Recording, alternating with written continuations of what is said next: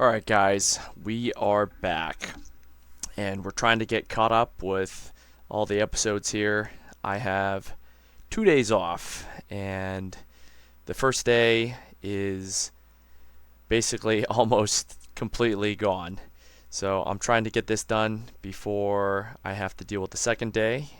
It is already very past my bedtime, but hopefully this will come out and you can watch these for a while before I get enough time to make the next episode. So anyways, this is also foam. I'm redoing the top portions of foam. I do not know why, but a lot of these have somehow gotten out of order.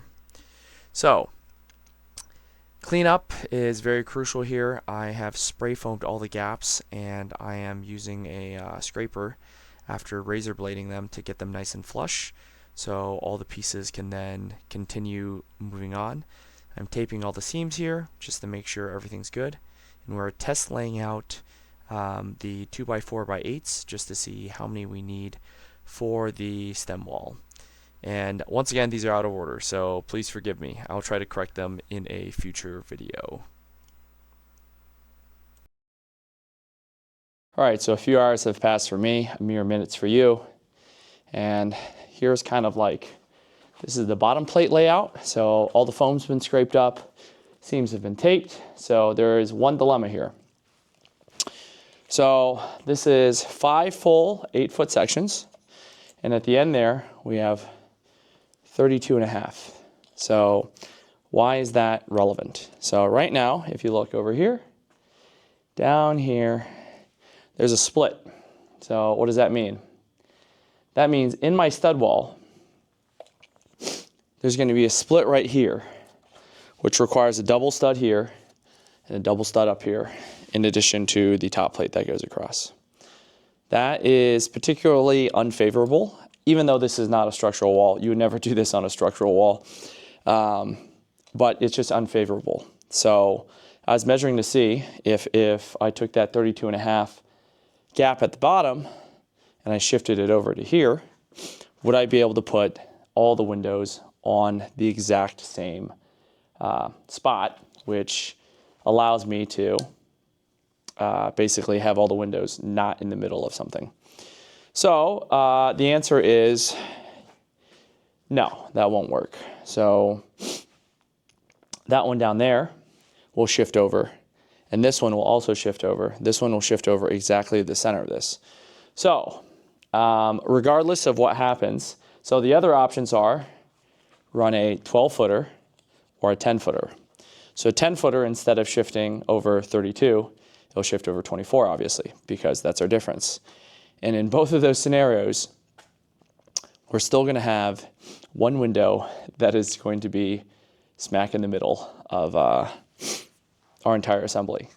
So unless I want to run extra studs, which I really don't, since it's not a cosmetic wall. It's not an actual structural wall. It doesn't really matter. It's just a matter of, is it going to be a pain in the butt to put this together and align everything? But we will have a top stud, so that won't matter. And it should be okay, in my opinion. So basically, I was going to run out and get maybe other sizes, or I can cut more down. But if I had more pieces, that means I need more double studs, because I can't just have one of the corners, one of the ends just not have a stud, and then the other one does, or bridge over a stud on both of them. That's not very structurally sound. So I will be just doing what I'm doing here, and we will be framing up this wall shortly as I bring up the rest of the studs and the top plates. So stay tuned. Well, we've already discovered everything is out of place, so you've probably seen this already, but this is it a little bit more in detail. Obviously, placing all of these studs out, you want the top and bottom plates marked at the same time. That way you don't have any drift in any of your measurements. And before I placed any of these down, I also checked the crowns on each of the studs, so the crowns all face the same way. This way you don't have a wavy wall when you put your drywall on. And I'm just test fitting here. I've not framed out the window just yet, just to make sure that everything is nice and smooth, because sometimes when you frame it out perfectly, the actual window itself isn't perfectly straight. So cosmetically, it looks very bad, even though you want it to be level with the earth. Sometimes you gotta admit you messed up. So that is slightly taller than I need it to be. So to get it to fit under those metal beams, I could use a planer, but nowhere locally sells one. But I do have a trim router, so I'm going to use the trim router to basically cut a groove so those fit in. And I'm intentionally reversing it because those beams are right under studs. They're not load bearing, so it doesn't really matter. But it's easier not to try to cut into nails. So that's why I'm doing that. So for some reason, I went to, I think, 3 or 4 different stores, and nowhere had a electric planer. That some had hand planers, but no one had electric planers, which is what I really wanted to get that done. But the trim router works just as fine. It's just not as pretty. And in this situation, at least during this period of time, time was really of the essence because there was a lot of things I needed to get done before winter sets in. So I wanted to be able to basically get those things done before it started getting cold. So here is me placing the last piece of wood for kind of framing out these windows. There's going to be a cripple stud under here. Normally you'd have the king studs and then 2 jack studs, but once again, I have to reiterate because I'm sure people will say this to me multiple times. It's done incorrectly, but it's cosmetic. It's not actually supporting anything, so it doesn't require those cripple studs underneath. So here are the last pieces that are getting put up. This one also needed a little bit more trimming before it fit, and I made sure every single one of these were nice and flush and ripped to that level. Lovely did die after this. It fell over and cracked in two. We will be replacing him very soon. Here I'm spraying foam in all the backs of all these studs. They actually give a little bit of rigidity, but the main purpose of this is also to keep any air from traveling between bay to bay. In case there is any sort of air infiltration, we don't want any of the air traveling between bays, which would also decrease R value. So once that's done, all of these need to get cut nice and smooth so we can start doing boxes for electrical boxes and insulation. So this is what the laser level is for. I've decided to put all these boxes approximately 3 feet from the ground up. This allows a 32-inch or 34-inch tabletop. Hey guys, welcome back. And it's been another week, and I finally picked up the outlet boxes for the side. Pretty sure I have tendonitis now, so trying to take it easy today.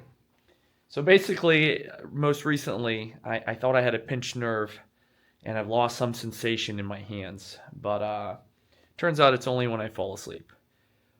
So I did an experiment, and I restrained different sections of my arm, and it's in the elbow. So we'll see what happens. It's mostly probably from this manual labor job I've been doing.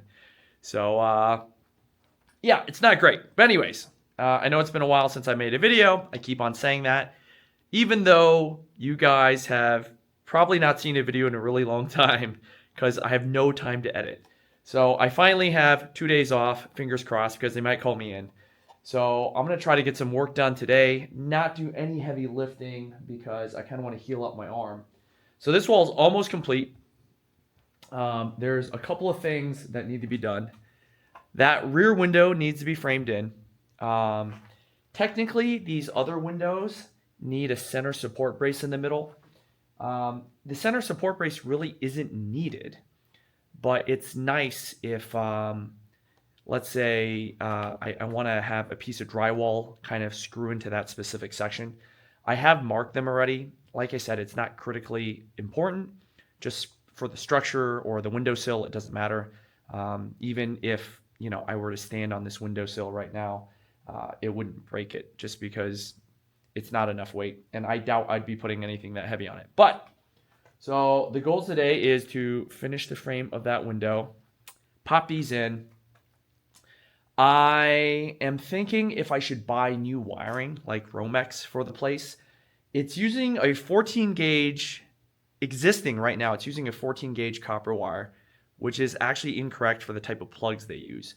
So they had 20 amp plugs, so the ones with the little T in them, and they had 14 gauge, which is not capable of supporting 20 amps.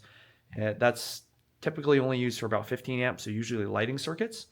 So I don't know why that was used there. So I'm thinking I'm going to probably replace that with 14 gauge. But here's the kicker. I'm actually not running 20 amp plugs either, because all the existing plugs in the house or school more or less have been used a lot, as one may expect. So all of them are real loose. So I think that's kind of hazardous. So I bought all new plugs. They're all 15 amp plugs because generally most houses only have 15 amp. And I'm not planning on using any high draw items. Probably the highest draw unit would be like an air conditioner. And that's if like the heat pump system definitely doesn't go through. I do want to still fix by fix I mean remove that roof, the roof vent. Since I've been up here working, I can actually hear the wind open and close that damper. And I'm pretty sure a lot of heat escapes out of that vent. So I'm not planning on using it just because we're building a new roof over it. So it's almost essentially useless. So I've been trying to find an access hatch around the same size as that. That way I can turn that into an attic access hole instead of a roof vent. And then generally it's good practice not to have your fart fans go through the roof, just because that's a point where it would leak. So once the new roof is installed, I'm not going to be using fart fans through the roof either. I will, since I'm building a stem wall on the side, all the fart fans are going to vent outside through the side of the building instead of the roof. So anyways, without further ado, I'm going to time lapse us, and we are going to put these in and then try to frame out those two things, and then hopefully have time to insulate some of this stuff. I will definitely run out of insulation.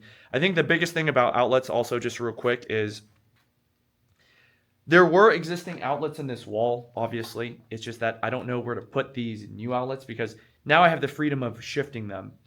And since these two are going to be bedrooms, I don't necessarily want an outlet like right smack like in the corner of a wall, right? So that'd be silly. So what I'm planning on doing most likely is putting them, so I put them basically 2 stud bays, the second stud bay away from a window. And that way, in case there's water infiltration through the window or whatnot, you're never really worried about this.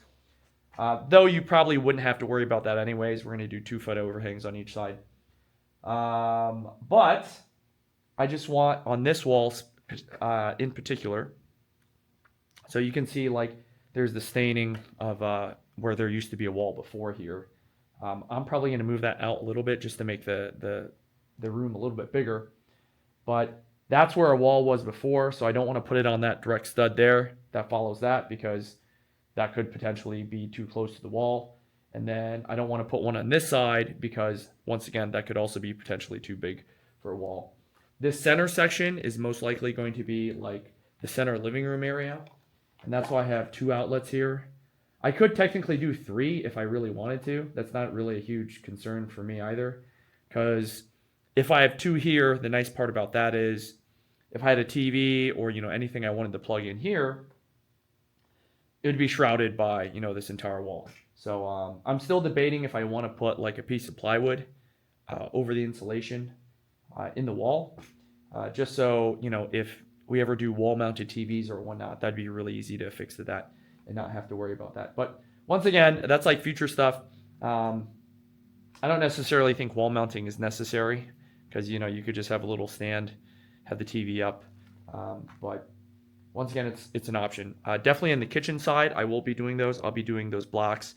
I'll use a router to kind of cut out the slots for the 2x4 in the 2x4 to put those 1/2-inch boards in. That way, like, it's easier to hang cabinets. You're not worried about like missing a stud, hitting a stud, et cetera, et cetera. So I am going to do that, and we'll put you on time lapse.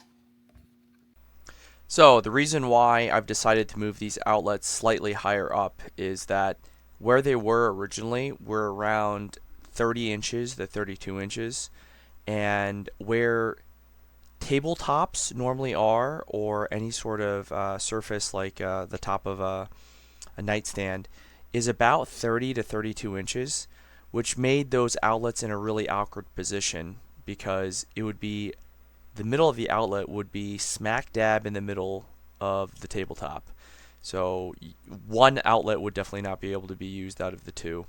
At 36, basically it's slightly above the desk, so it'd be easier to plug in. Normally, people do keep them a little bit lower, let's say around 12 to 24 inches off the ground. I figured being a little bit higher would, one, be a little bit easier, and two, it would save a little bit on wiring. I know that's kind of like not really a real concern, but having them there, it does make plugging in things a little bit easier. So these are some full bays that I'm just putting rock wool in, and I'm cutting away a lot of this foam, so they fit in nice and flush. Some of these bays are actually not perfect, but we'll get to that later. And basically, this comes to almost the end of what I have left in footage before I need to pull more, and hopefully I'll be able to keep this going.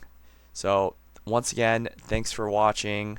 Especially all you guys have kind of like held on. It's been a rough time for me, so a lot of stuff. Recently went to go see the doctor too. Definitely have carpal tunnel syndrome, definitely have tendonitis, but seems like everything else is okay aside from the fact I'm super duper tired all the time.